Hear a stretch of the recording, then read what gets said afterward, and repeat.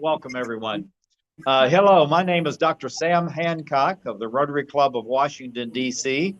I'm in Rotary District 7620. Also, I am the president and executive director of the Emerald Planet International Foundation, and also the executive producer and host of the Emerald Planet TV. We look at the best practices across all 214 countries and territories around the globe. We've produced and broadcast 3,000 different individual television shows and 750 full one-hour programs. And these are available for free anywhere in the world.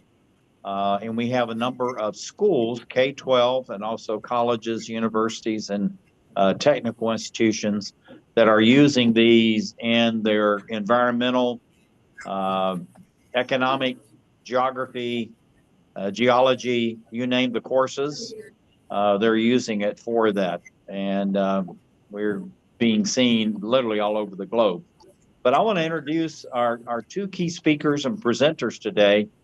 Both of these individuals are truly outstanding and are providing very unique services within the world of Rotary and also in the local communities.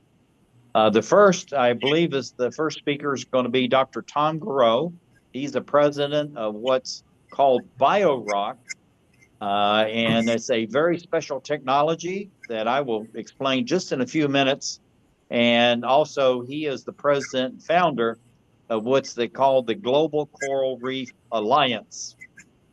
And Tom and I met going back almost 2 decades now, and he appeared on the Emerald Planet TV, and he was working on the restoration of coral reefs throughout the South Pacific. These are among the SIDS nations, small island independent states.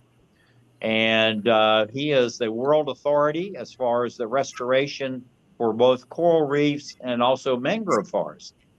And he has a very special technique called Biorock, which is very inexpensive, easy to use, easy to install, and yet the impacts on the reefs as well as the coral, the mangrove forest are truly profound, maybe 10x. In the shortness of time, the acceleration of restorations of the corals, many other benefits, which he'll talk about. Then the second individual I met through actually the Rotary Club of Abuja Ministers Hill, District 9125, and this is Vijay Kewalramani, and he and I became fast friends. He actually has attended more Rotary meetings in the world than I have, which until him, I hadn't met anybody that had done that, because I've spoken to about 500 different Rotary clubs among the 46,000, so a lot more to go. But Vijay and I worked together to establish the India-USA ICC, Intercountry Committee. With India. He is the India Division President. I'm the United States Division President. Also, Vijay is the District Rotaract Chair in 3142. And then also he's a special advisor to the District Governor and Rotary District 3262. But I must say he's being very modest because Vijay is a trusted advisor to a number of district governors, India, but also around the world. And also, I think I can't even remember how many clubs he's an honorary member of now, but about 6 or 7, the last toll. And I'm sure he's added more to that now. So, and Fiona De Souza and I met through ESRAC about maybe 6 months ago. And she was introduced, and she said one word, and I knew that this was an outstanding individual and a totally connected Rotarian. She said, Biorock. And I said, Biorock? how do you know about Biorock? Because I had never met anyone else that heard of Biorock except myself. And then that's when we put Tom on our television program. And the rest is history. Fiona and I have become fast friends. Well, we now have, I think we're up to 48 water projects that we've identified that we're going to start working on. Actually, we're already in the process of finishing the survey forms, and Tom is going to be part of that. And then, of course, we always have Vijay that's working with the on the not only the ICCs, but also in many other projects around the world. So, Fiona, I'm going to turn it back to you. I have to get to my dental appointment, but thank you for letting me to come on and introduce these two outstanding Rotarians. Say welcome to your special club, not only in New York, but also the one in Dar es Salaam. And best wishes to everyone, and enjoy the presentations and the outstanding knowledge that you're going to learn through these two gentlemen, Dr. Tom and past President Vijay. Thank you very much. Take care. Bye-bye. Thank you. Thank you. Can Dr. Tom? Can you ask Dr. Tom to go on? Okay, actually, Fiona, since you're in charge here, this is your meeting. How long do we have? How long do I have? Because I prepared a PowerPoint presentation, but I don't know how much time I have to, give it. So 15 minutes. What'd you say? 15 minutes. Oh, Okay. okay. You can, Okay. So that's not a lot of time. Okay, I'll have to really race through. But okay, so if that's the case, let me share the screen and put the PowerPoint on right away. Why don't you give some background on the project, because I will have to do that anyway. So Fiona, if you could do that while I get the screen ready.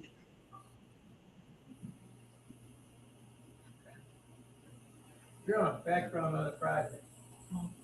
background? Are we seeking a world grant to support the Coral Reef initiative? Yes. Did you ask me a question, Dr. Tom? Yes. Well, yes, I asked you. Never mind. I will go ahead. So there isn't really enough time to present what I had expected to do, but I want to be talking about community-managed restoration of coastal resources in general, but specifically related to Tanzania because of a project that Fiona has started, and that's what I was hoping Okay, to so explain. let me say a few words. Let me say a few words, Dr. Tom. Okay. Yes, the project that Dr. Tom is going to be advising us in Tanzania is the global grant that we initiated way back during COVID time. And we finally got things moving. We, in touch with Richard, AG Richard, and we got the contribution forms going, and the community assessment was done. The training document and the monitoring documents were done. So as soon as we finished and compiled that, we got back again to the district, and the district where last year was under district foundation chair Sandy Char. She reached out and said we had a few dollars in. How it turned out, it's during COVID time, we were not aware that our invoices were not reaching the district. We were paying our dues, and everything was diligently done by Caroline. Our fees were paid, but it was not showing up on their system. So they came back to me and said, "I'm not qualified." I said, "Why?" So that was, we cleared that one out. Past President Don cleared the billing issue and everything, and we were allocated $5,000. That the district chair right now is Lisa Bishop, and she came and said, "We've been granted the $5,000 in annual fund," which put us to a closure for our grant. The other clubs that donated the contribution were Dunkirk Club gave 1,000, Niagara Falls gave 1,000, the Tonawanders gave 1,500, A.G. Richards Club gave 3,000. So that became 7,500, and Lancaster gave 1,000. And then the German club gave 250. We got an individual who gave us 1,000. So we totally came to 12,500. So that completes our global grant criteria. We also had to do a WASH criteria that we met. So Dr. Tom will be talking on what he's going to do and how he's going to help us move forward.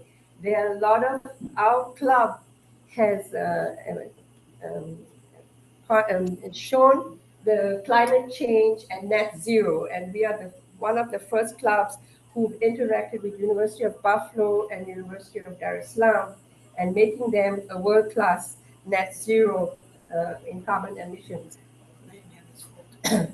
The other thing is, yeah, that's about it. And Don wanted me to bring it to your attention because the email, I guess, was circulating between Praveen and, as Praveen is stepping down, and Don has taken his position as a grant manager, to bring it to your attention that Lisa Bishop, past district governor Lisa Bishop, granted us the 5,000 from our annual fund. So I never knew that our annual fund, that we could use our annual fund for global grants. So the next grant that is coming up is the Ecuador grant. So once we're done with this year and next year will be allocated to the Ecuador. So they're moving forward, and it was a learning process for me to get the global grant. A lot of my I reached out, and then I reached out to the other districts and clubs around the world, and they helped me put it all together. So I'm very grateful for Dr. Mina, if she's online, PDG Nick, if he's from Las Vegas, and he's on the community economic development. This particular project is so highly needed that it will sustain them. If we put the corals, they will get fish, they will get sea cucumber and everything else that will enable them to survive instead of looking for money all the time and donating. So they will be put to work and to look after the corals that Dr. Goreau is going to advise us how to do sustainable sea farming and all. So let's welcome Dr. Tom. Yes, okay. Well, let me also, I think I will have to try to race through this in about 15 minutes then. So very briefly, Fiona contacted me asking if we could support training of subsistence fishing villages in Tanzania and Zanzibar to train them in new methods to be more productive. And of course, I said yes, because that's what we do. Any place we can find people who can find funding to do it, I explained that's essentially impossible, but that's what we do. Because I've worked with subsistence fishing communities, or lived with them, dived with them for 70 years myself. And I know that these are people who are the poorest of the poor in their own countries. They're just trying to survive, and they take everything they can because they don't have any real choice. But they know they're being destructive, that they're wiping out their own resources, but they don't have any choice. And they want to be, in general, once they want to understand the ecosystems that they manage and live from, and they want to be less destructive and more productive, but they don't have the knowledge of the training and how to do so. So anyway, we do, the Global Coral Reef Alliance, we're a nonprofit organization that tries to work where we can with community-managed coastal resources. Those are very few. There are very few places in the world where the communities manage their own resources. That power has been taken away from them almost everywhere. And that's one of the factors involved in destruction. That it's not that they're overfishing their resources themselves, but when their resources get opened up to outsiders, they essentially get wiped out almost immediately. And that's what we see happening in Tanzania, among other places where fishermen don't have fish to catch, but they can see on the horizon foreign fishing fleets with drift nets and long lines and all that, wiping out the resources that they have to live from. So they can't go out there and compete with them, and they can't catch any food as a result. But they're doing it also themselves because they have to do that to survive. So, the question is, how can we regenerate ecosystems that are collapsing from overfishing above, from pollution at the same time, and being wiped out from climate change. And of course, coral reefs are the first to go, but seagrasses and mangroves are next on the list, among others. But so basically, if we don't regenerate coastal ecosystem biomass, biodiversity, and the function, the services they provide people, we're never going to have the blue economy that governments are endlessly talking about at international meetings, about how the sea is going to give them money, although how that's going to happen while we're destroying everything isn't too clear. So what we hope to do in Tanzania is to set up training workshops at 3 levels. The first would be with government, coastal, and fisheries managers with regard to climate change adaptation. I'll touch on that a little later. Training workshops with students at the University of Zanzibar and Dar es Salaam, and these would be students in marine science and in sustainable ecosystem management, architecture, urban planning, and other related fields on regenerating local ecosystems, coral reefs, seagrasses, mangroves, et cetera, and mariculture projects, including seaweeds and other things.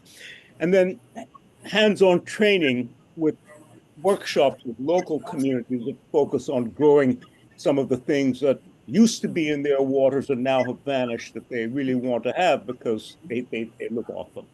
So that's our goal, is to set up these workshops, and Fiona's been working with the Rotary Club to try to raise funds to do so. So we're part of the way there.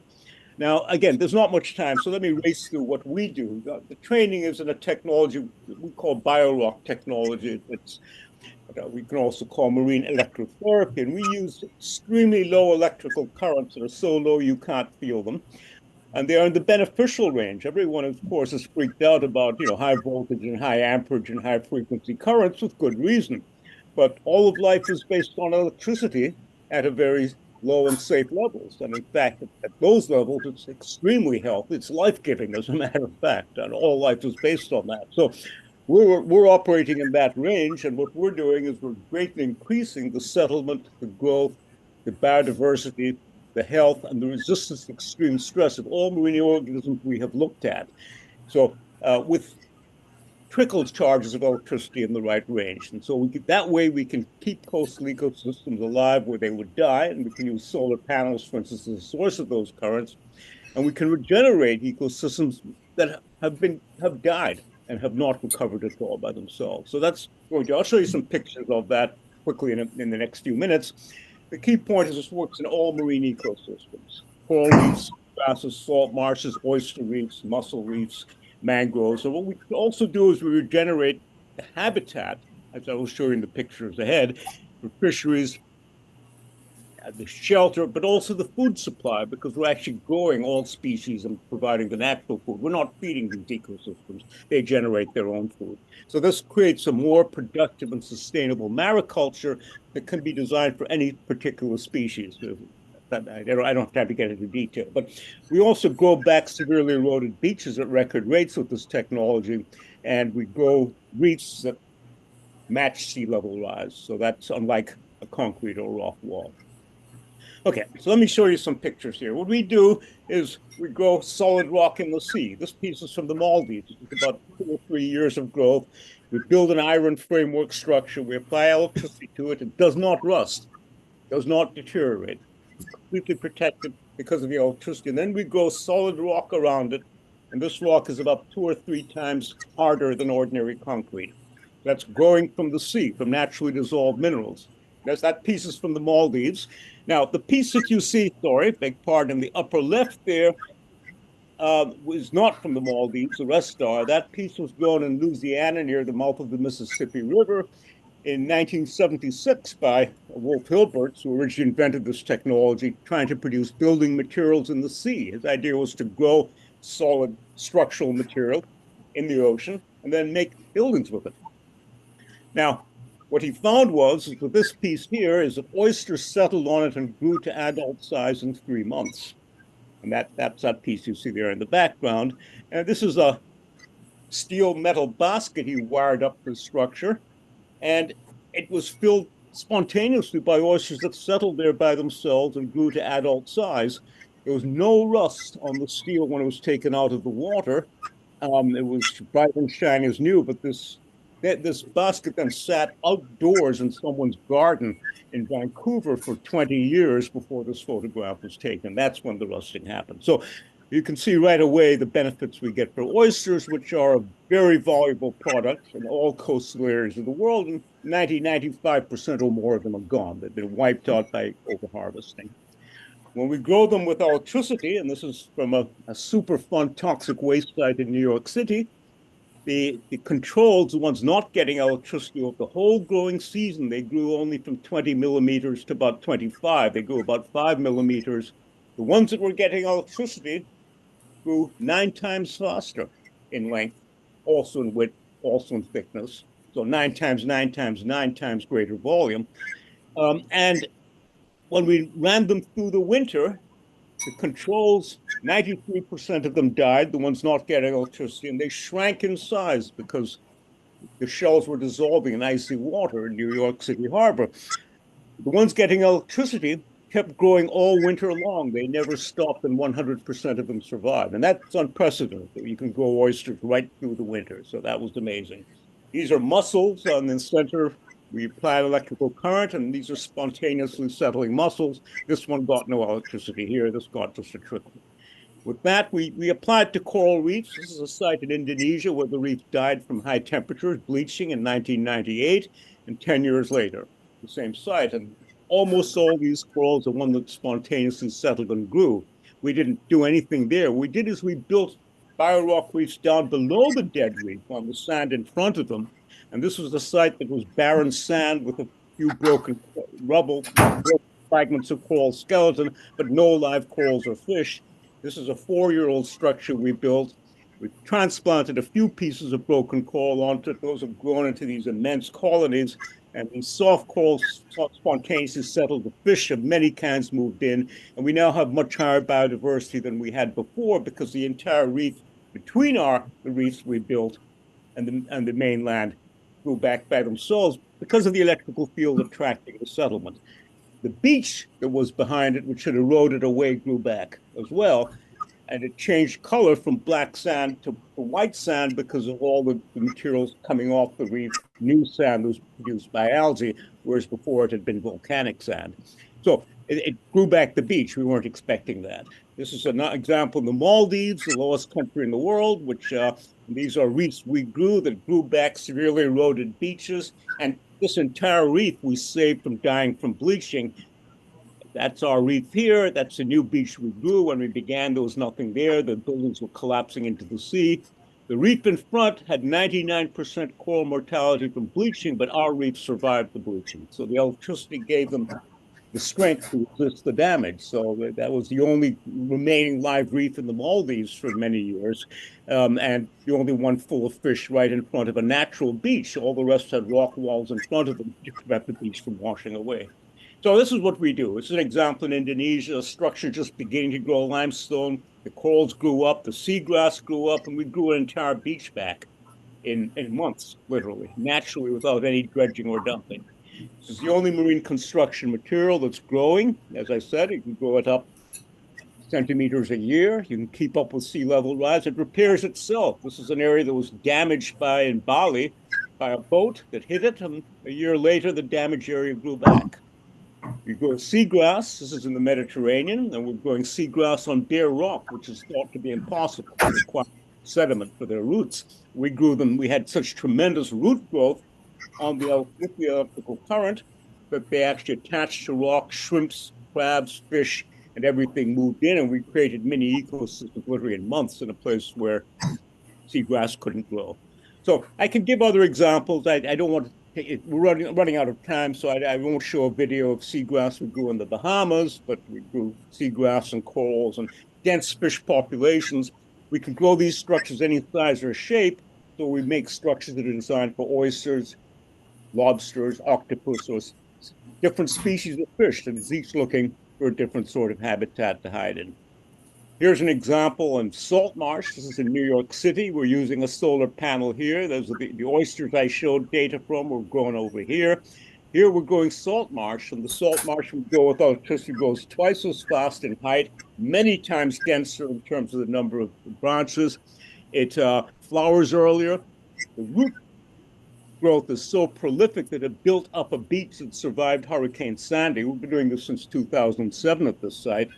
And the bottom sediment was raised about 6 inches because so many mussels were attracted and grew in the base of the salt marsh we were growing using these solar panels. So this is a site in Borneo that we want to do the same with. It's an illegally logged mangrove with a fish pond, and what we wanted to do, we never could because we never could find the funding, was to turn that into an orangutan sanctuary.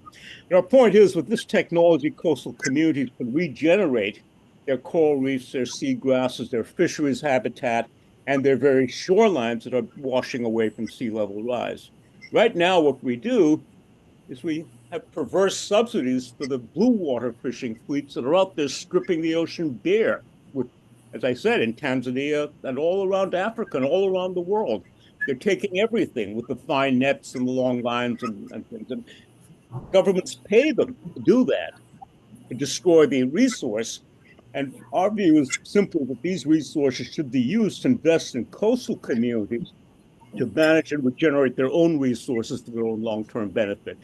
This is an example of the kind of workshop we've held. That's me talking to the villagers and fishermen in Vanuatu, one of the poorest countries in the world, and working with the kids, growing reefs, showing them to transplanting corals. This is an example of Biorock building material we can produce, so people can actually grow building materials in the sea in these coastal communities and protect their resources and be much more productive. So we hope to help train people in Tanzania at the government level, at the student and research level, and the village and community level to basically develop a sustainable blue economy by training them in new concepts and new technologies that we think they can get. But they're not going to be able to apply what they know if they don't have the resources, because it takes money for solar panels and everything else. We recognize that farmers to become cash crop farmers instead of subsistence farmers need to have access to loans to buy seeds and tools and chemicals and so forth. But we don't provide that opportunity to fishing communities. Instead, we provide money to the people destroying the resource, but not to the people who really need it the most, which are the subsistence fishing communities in the coast around the world. We're seeing their resources vanish in front of their eyes. And we need to help them and put them in charge of regrowing what they've lost. I'll stop there. Thank you. Any questions?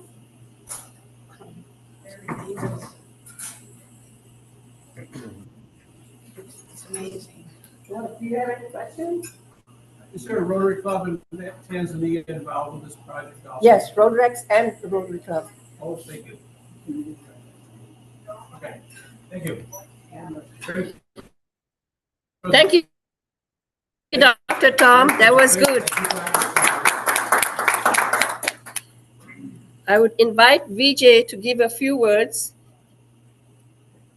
Past President Vijay. Yeah, good morning, good evening, everybody. So, can I directly start my presentation? Hello?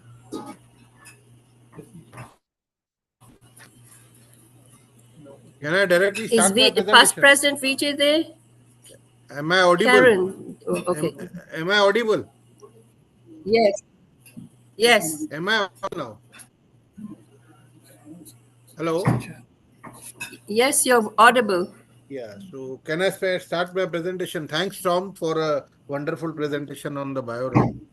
It was really an eye-opener for us.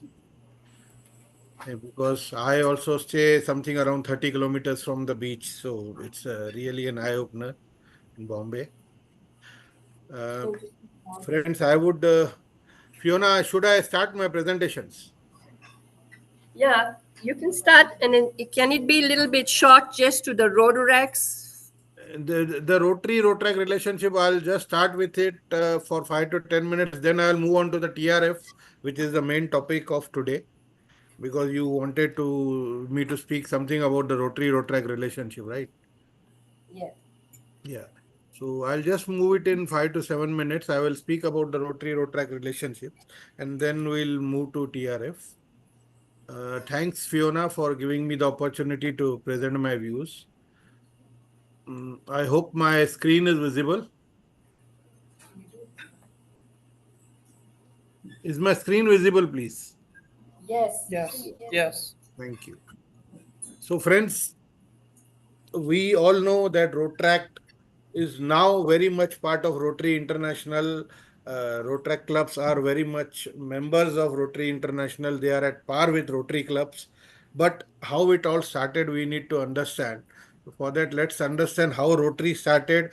As we all know, Rotary is a service organization which started in 1905. Today, we have got around 36,000 member Rotary clubs in over 200 countries with a membership of around 1.35 million individuals who we call as Rotarians. Whereas Rotaract is a service club for young people aging 18 and up.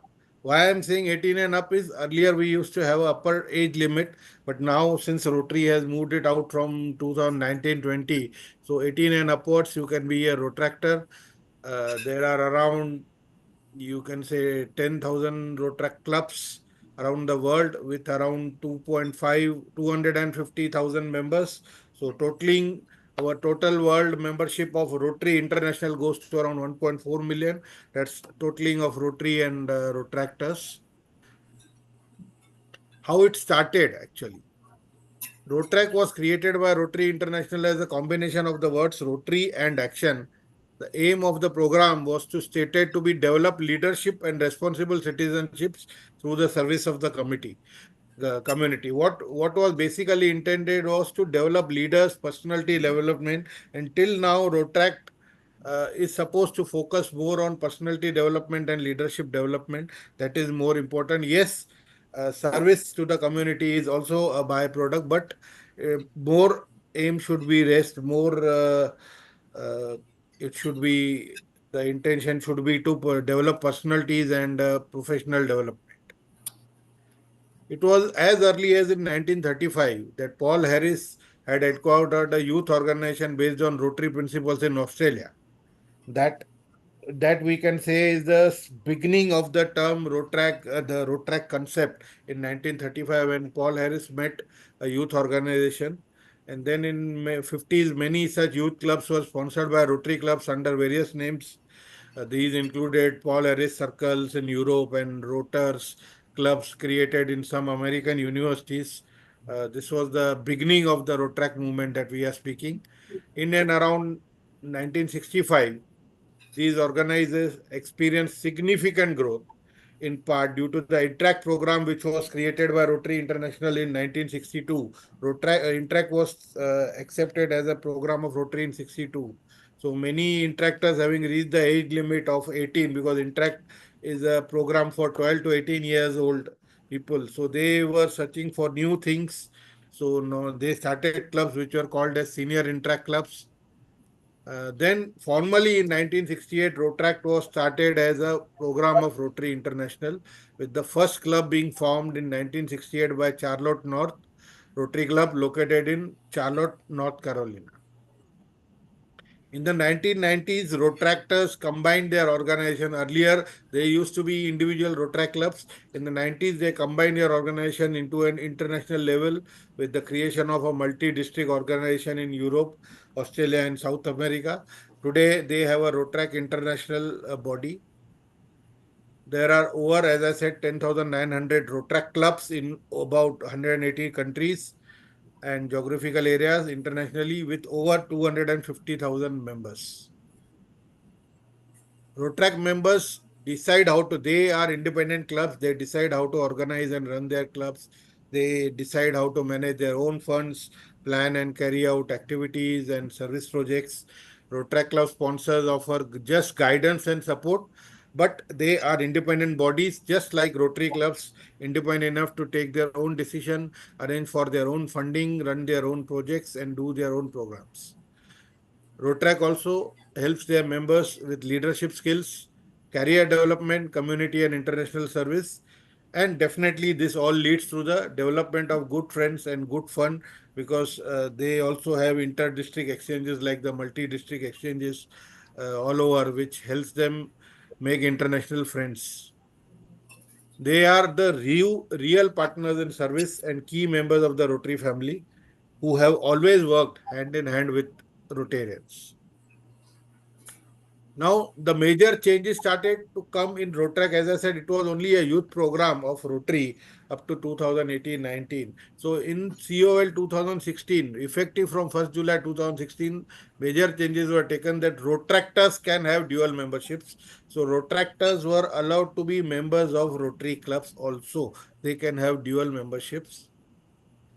Then that was the first major decision. Then in COL 2019, effective from 1st July 20, Rotaractors went from a program to be the membership. So Rotaract clubs were made members of Rotary International for the first time on 1st of July 2020. So their status was elevated. They came at par with Rotary clubs across the globe. They were no longer youth wing or they were no longer a program of Rotary International, but they became direct part of Rotary International and members of Rotary International. Then Rotaract clubs could be formed without a sponsor. This was a very important change that was brought in 2020. And the standard Rotaract club constitution to that effect was amended. Accordingly, the recommended bylaws were also amended.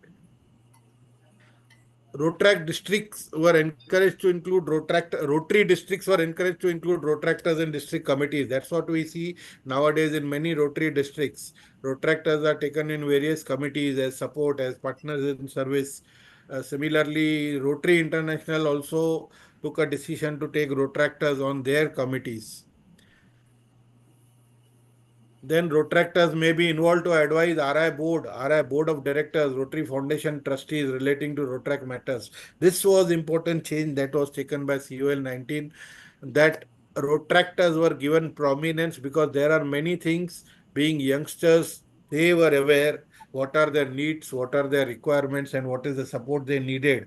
So that's why they were directly involved by the RI President, the RI Board, and the Foundation trustees. In relation to Rotaract matters, advices were taken from them, and based on that, some decisions have also been taken. And that was that year that the upper limit was removed, which was earlier 30 years of age.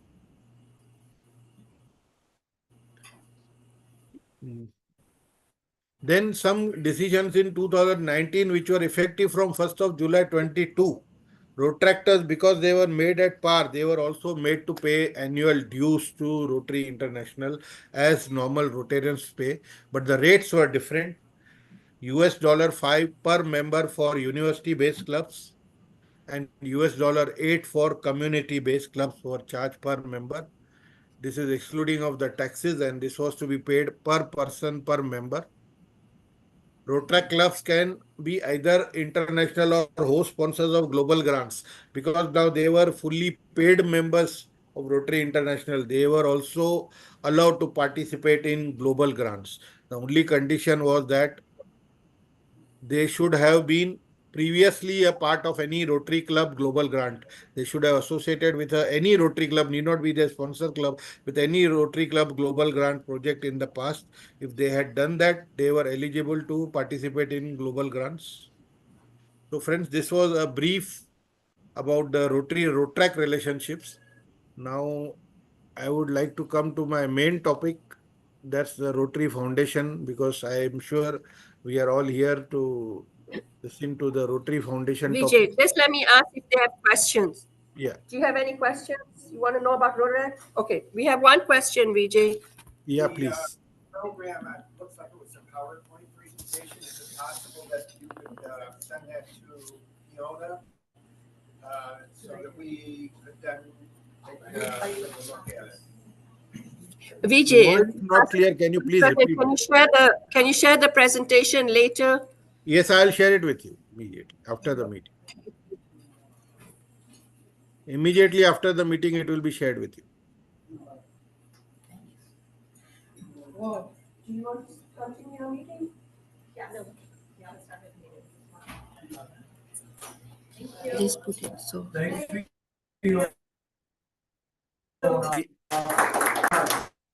Any other question? Fiona?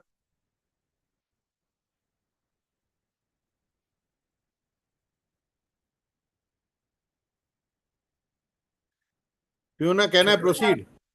Or you have any other question coming in? Because the light's right over our head, I couldn't see it.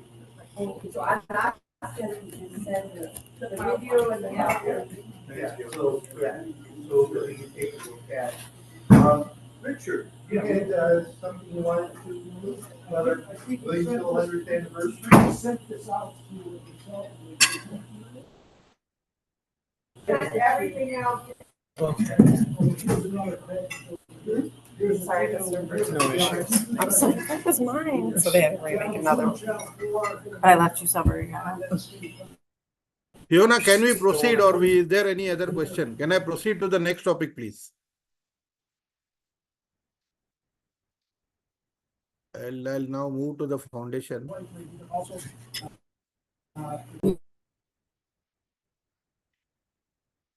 I hope the presentation is visible.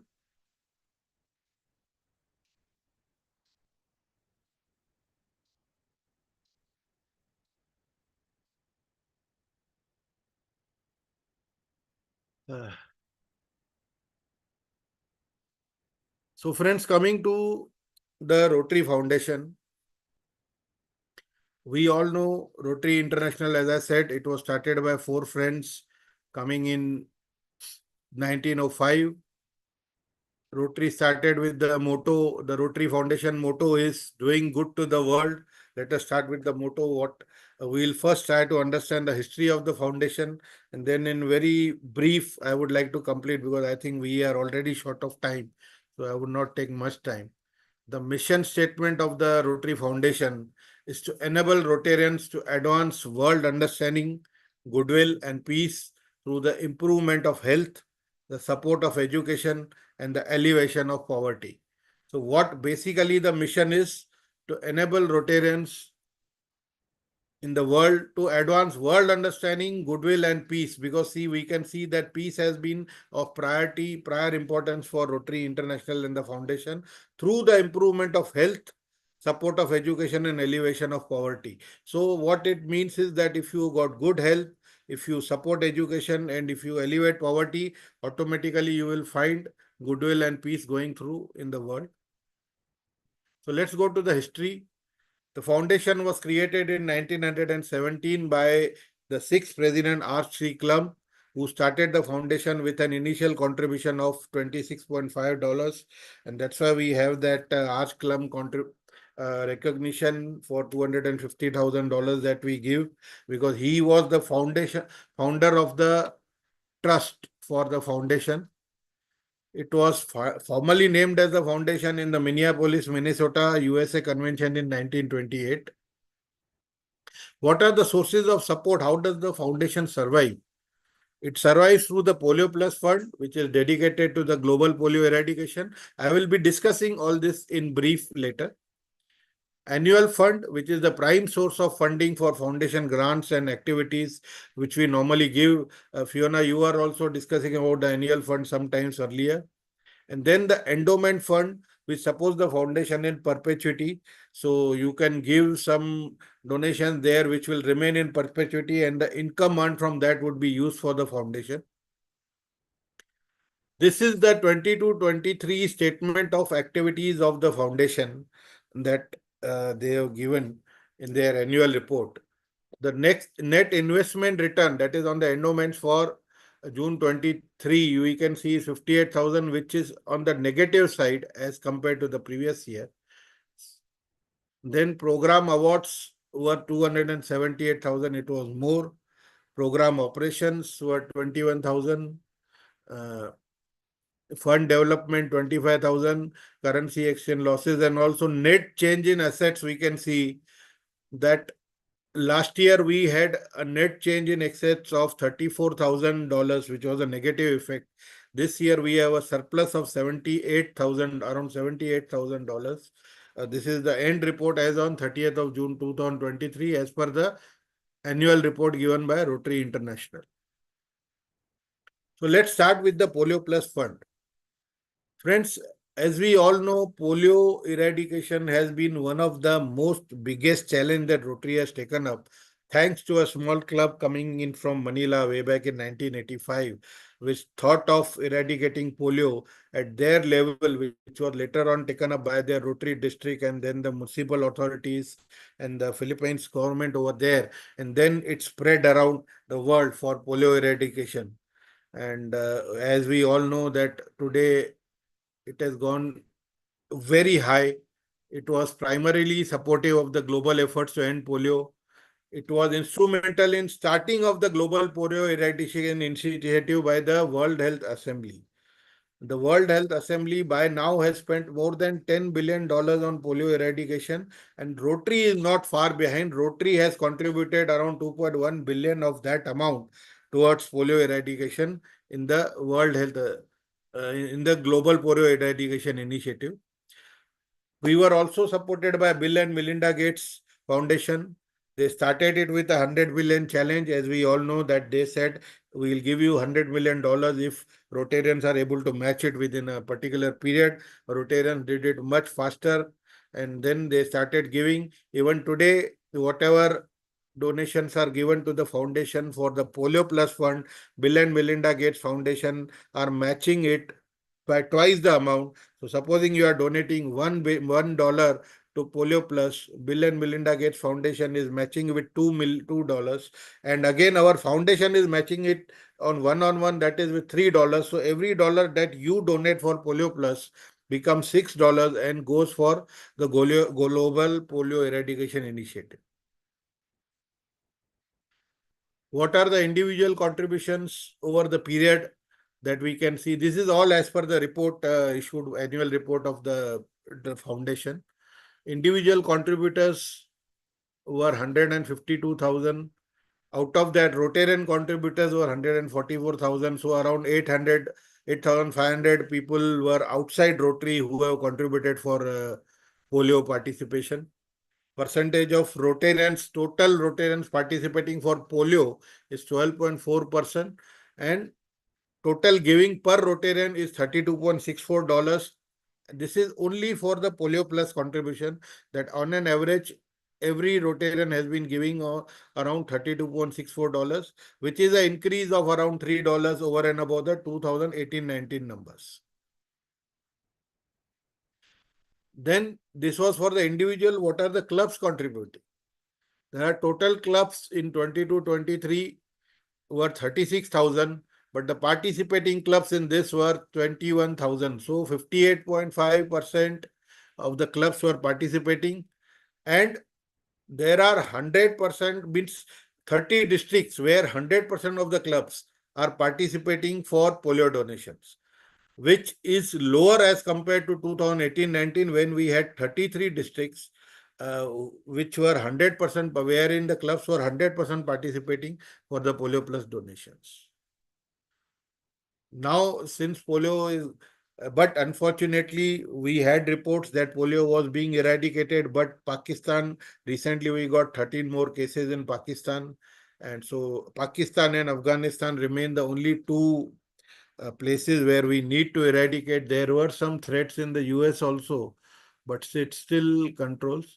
So now we go to the annual fund. This is the main fund that we give because we get our global grants and the district grants and the DDFs from the annual fund. So it is important, friends, that we contribute to the annual fund.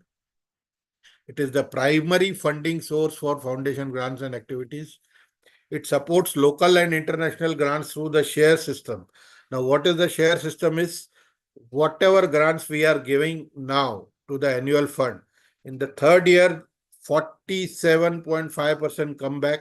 There is a 5% deduction. So 50% of the remaining 95% comes back to the district for the district fund, and the remaining 47.5% remains with Rotary International, which is distributed again to various districts across for the global grants.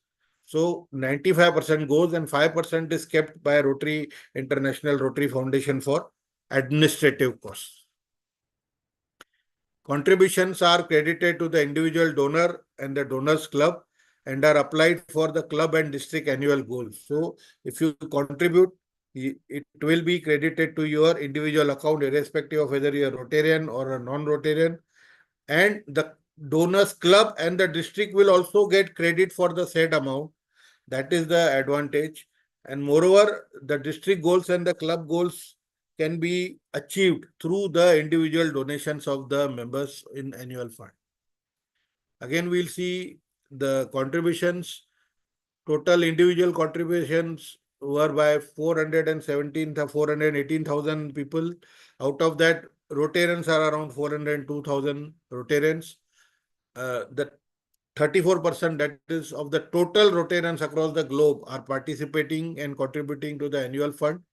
And on an average, per Rotarian, the contribution is $114.68. For Polio Plus, we saw it was $32.64. Here it is $114.68. It is $9 higher as compared to 1819. Similarly, club contributions, 81.3% of the clubs are contributing towards the annual fund, which is higher from 79.9% in 2018-19. And again, but the number of districts where 100% of the clubs are participating has reduced to 99. It was highest 108 in the year 2021 when 108 districts participated where every club had contributed for the annual fund. This year, I'm glad to announce that even my district has contributed to the annual fund. 100% of the clubs so far have contributed to the annual fund.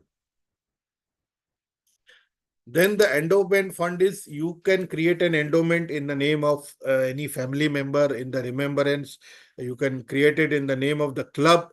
The contributions are invested in perpetuity. Here what you have to do is either you invest 25,000 lump sum $25,000 for an endowment fund in 1 year or over a period of 3 years, distributed over a period of 3 years. You can name it in anybody, you can put it in anybody's name. The funds are invested and the interest is sent back to you to the club for utilization for your purpose. Again, if you want to do it for the club, then the club can come around, the members can come in and they can create an endowment fund in the name of a club or in the name of somebody. There, every member has to contribute a minimum of $1,000. But again, the endowment fund has to be for $25,000. So it can be cumulatively $25,000 or individually $25,000. That has to be taken care of. Only the earnings out of the investments are spent. The investments are kept for perpetuity. It offers the donors, as I said, to create their own lasting legacy through Rotary. You can put it in the name of your club. You can put it in the name of a celebrity. You can give it in some ancestors' name, so their names will remain forever.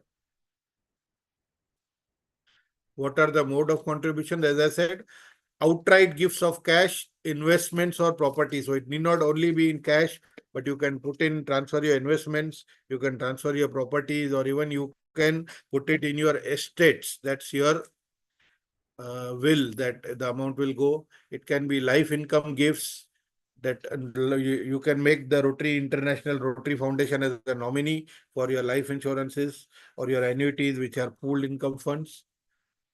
Testamentary gifts through wills or estate plans, as I told you. Then beneficiary of life insurance, retirement plan, accounts of other financial institutions. Again, let us see the collection report. 16,586 Rotarian individuals have contributed for endowment fund, which is hardly 1.4% of the total Rotary workforce membership strength. On an average, per member giving is around $34.36, and yearly giving that we see based on this list is around $2,167. Club contributions, 8.8% of the clubs are contributing towards endowment. We can see the trend is increasing. More and more clubs are now going for endowment investments. Our net asset projection is $2.05 billion. The goal is 1 billion net assets and 1.025 in the commitments. However, we are short. The actual position we can see is it is hardly 1.6 billion as against 2 billion, the target for 2025. So we still have a long way to go. The net assets that the Rotary Foundation has towards the endowment funds is $676.6 million, and the commitments are $947 million. The commitments are those, as I said, you can give it over a period staggered over 3 years. So these are the commitments for the endowment funds. So this is the overall philanthropy summary. The collections unaudited towards annual fund were 147.6 million as against the goal of 135 million. Endowment fund, the goal was 40 million, but the collections are 34.6. Polio fund, again, the collections have surpassed the goal. Others also, the collections are lower. And total new expectancies from the endowment fund are 49.3 million as against the goal of $60 million.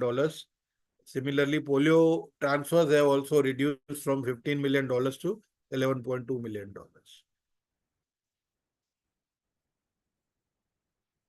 So this is a graphical presentation of the contributions that we just saw. Annual fund, polio plus endowment and others, the tabulated. And this is the country-wise contribution. Top giving countries are United States. As you can see, India is now stated at number 2 position for giving to the annual overall funds. $31 million is what India has given, as against $194 million coming from the US, and Korea is third with $23 million. So India has now achieved a net giving status. And we can see countries like Nigeria among the top 15, $2.23 million. Philippines giving, say, around $7 million. Japan is way back at $17 million. So you can see this whole tabulated this thing. Again, this contributions by source, business, charity or government has been contributing around 8%, Rotary organization 16%, and most of the contribution to Rotary Foundation is coming by individuals, that's 74.9%.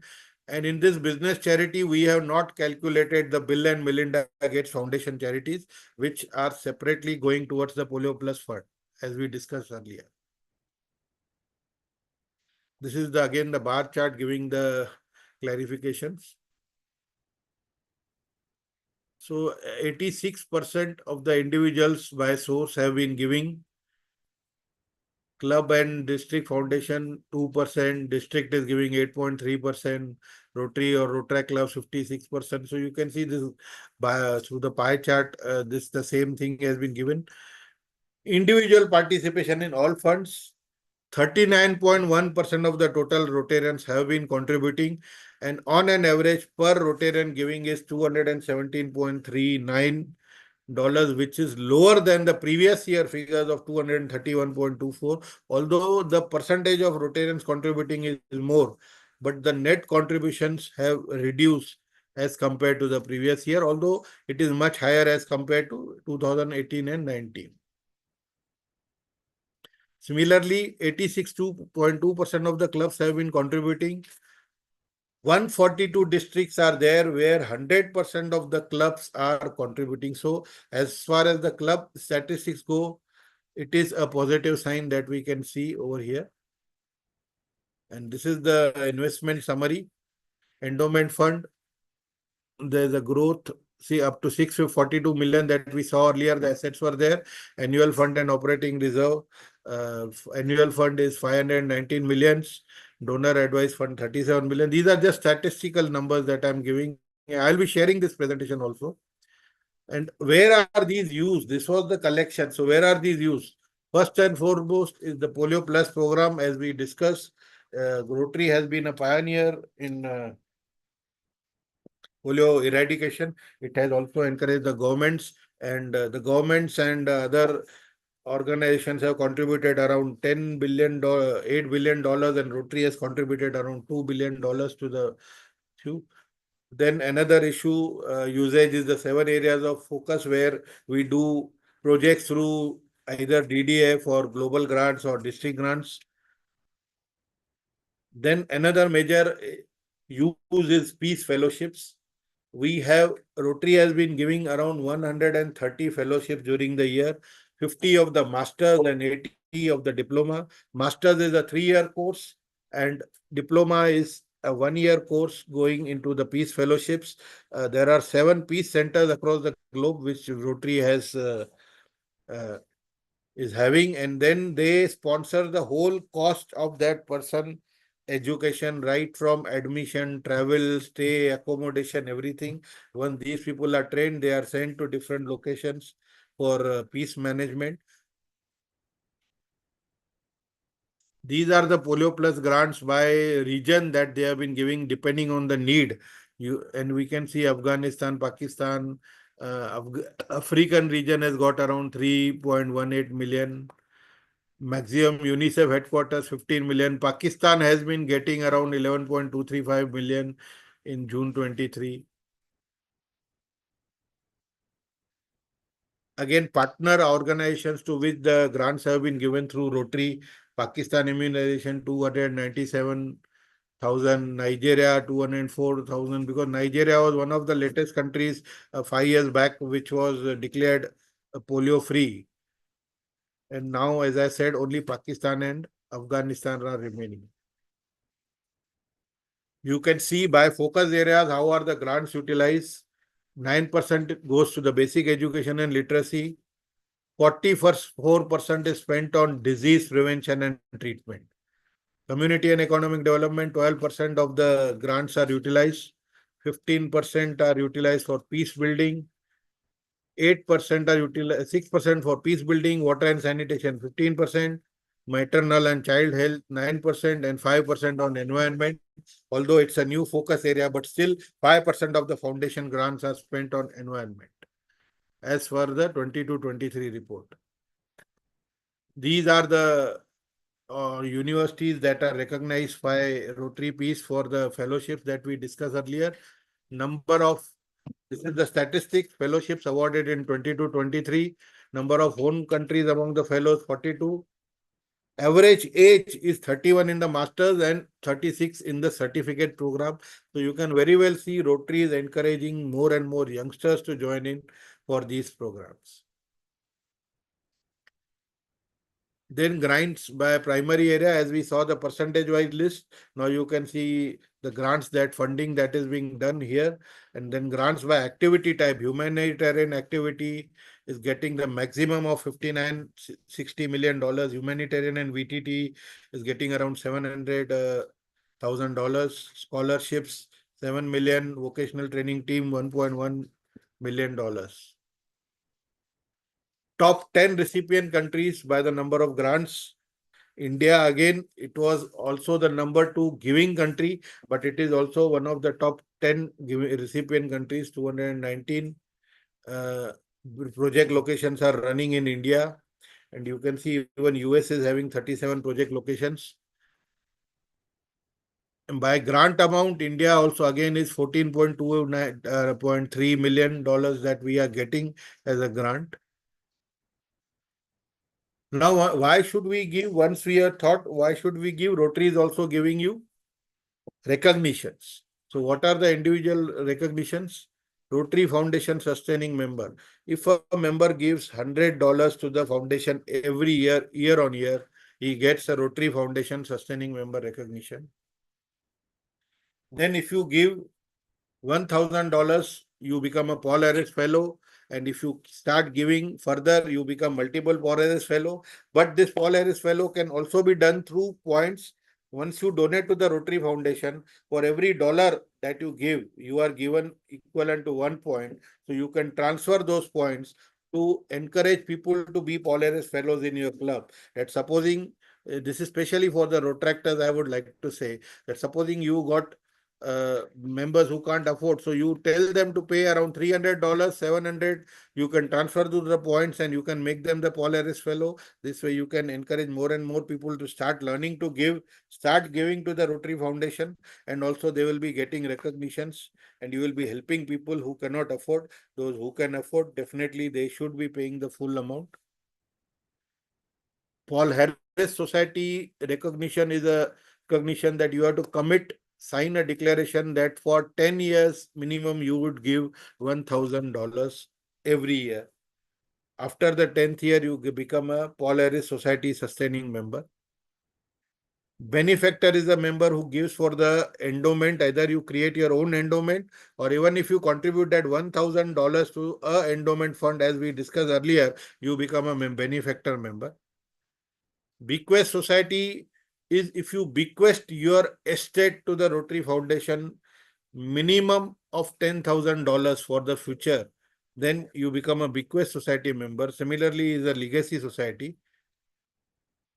If you donate $10,000 or more to Rotary Foundation cumulatively, mind you, cumulatively need not be at one stroke, you become a major donor. So if you become a Paul Harris Society sustaining member, you keep on giving $1,000 for 10 years. In the 10th year, you get a dual recognition. Already you are Paul Harris Fellows plus multiple Paul Harris Fellow, plus you get a Paul Harris Society member recognition as well as a major donor recognition. You become a Arc Club Society member by donating $250,000 minimum. Again, this has to be cumulative. Like as I said, Paul Harris Fellow as a multiple Paul Harris Fellow. So every $1,000 or points that you accumulate, you get a level 1 up to level 8 that you get. After that, you become a major donor. Then major donor has got 4 levels. $10,000 is level 1. $25,000 is level 2, $50,000 is level 3, and level 4 is $100,000. If you then go to $250,000 cumulatively, you become an Arc Club Society member. Again, there are trustee circles and platinum circles depending on your contributions. So these are the recognition summaries. In 22-23, Rotary Foundation got 152 Arc Club Society members. Cumulatively 1,416 till date, 3,550 major donors, 9 Legacy Society, 368 Bequest Society members, and 2,643 Benefactor members, and 44,878 Paul Harris Fellows. These are, mind you, new members, not the old ones. Cumulative figure is given on the right. That's 1.9 million Paul Harris Fellows are there in Rotary International as of now. Now, similarly, as recognitions were given to individuals, they are also given to clubs. Every club which donates, where every member of the club donates minimum of $25, and per capita, they donate around $100. They become a 100% foundation giving club. So every member has to give to become, and similar lines is every Rotarian every year, $25 minimum per Rotarian, and per capita should be 100. Per capita is that the total contribution by the club divided by the number of members. It becomes per capita, it should be over 100. You get these two recognitions. If a club has all the members as Paul Harris Fellow members, you get a 100% Paul Harris Fellow club. Similarly, a Paul Harris Society club. A promise club is if 100% of the members promise to give to the Rotary Foundation through their estates, that is the legacy members, then you become a promise club. Every district top 3 per capita in annual fund giving clubs are recognized in every district. So even in your district also it would be there.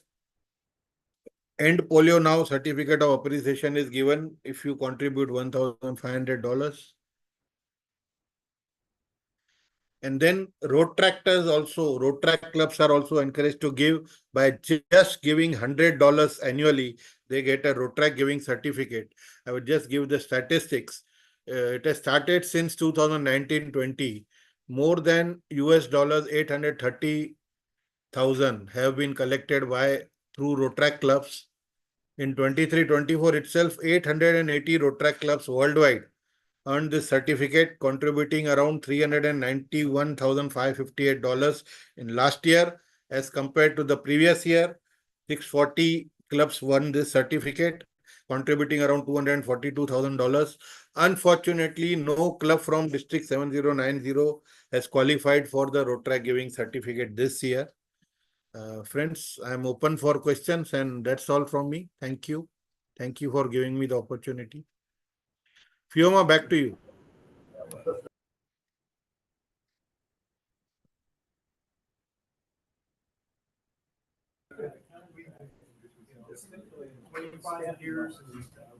Thank you so much, Vijay and Dr. Gore. Vote of thanks from our club and everybody. I can see PJ, Sayed, Simran, everybody else, all the other Rotarians from Zambia, from all over the world. It was great hearing, and hopefully we can get a presentation via email, and hope to invite you again to our youth. We're trying to recruit some young people, and maybe they can hear firsthand from you again. Sure. I have sent both the presentations to you by WhatsApp. Okay, no problem. Thank you so much. Yeah. Thanks, everybody. Thank you.